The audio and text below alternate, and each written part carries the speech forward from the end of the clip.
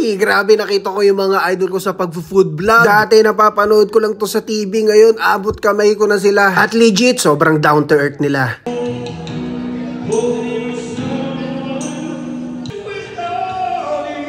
Minute ko na yung audio ba kasi ma-restricta ni FB. Alam mo naman si FB ngayon, coops. O siya, back to regular programming tayo. Kamusta mga kulot at hindi kulot? Nandito nga pala ako ngayon sa first year anniversary ng El Cubiertos. Itatry ko lahat ng food nila isa-isa. Tara!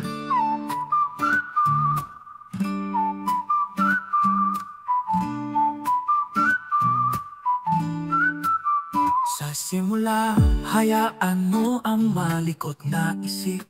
Huwag ka munang maghubad.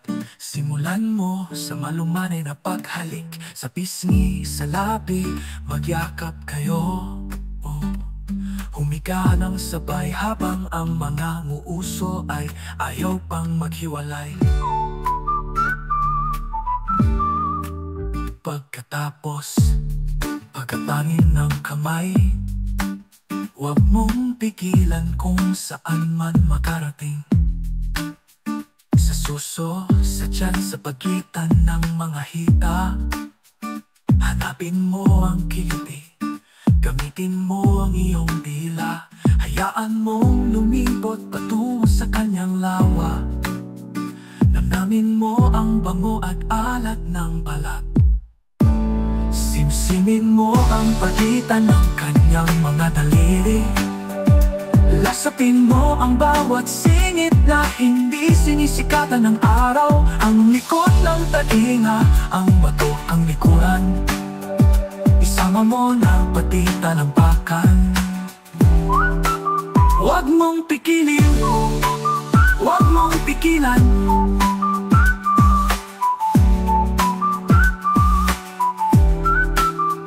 Hayaan mo siyang lumiyad, tumuwad, bumaliktad. Sige lang.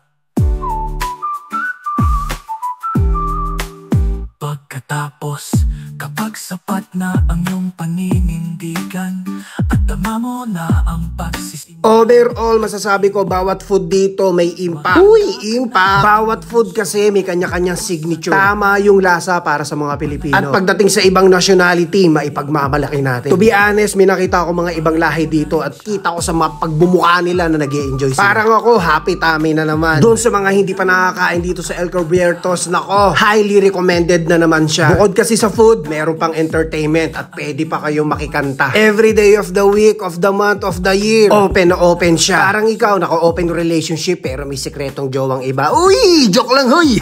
Kidding aside, mga kulot at hindi kulot, ma-enjoy nyo talaga yung mga food dito, kaya you must try. O siya, itutuloy ko muna yung pagkain ko ha. Nakakunot noon na kasi si Kuya JD, kakabidyo niya, hindi makakain.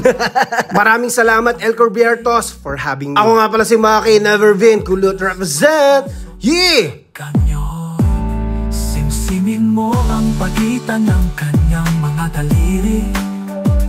Lasapin mo ang bawat singit na hindi sinisikatan ng araw. Ang likod ng tainga, ang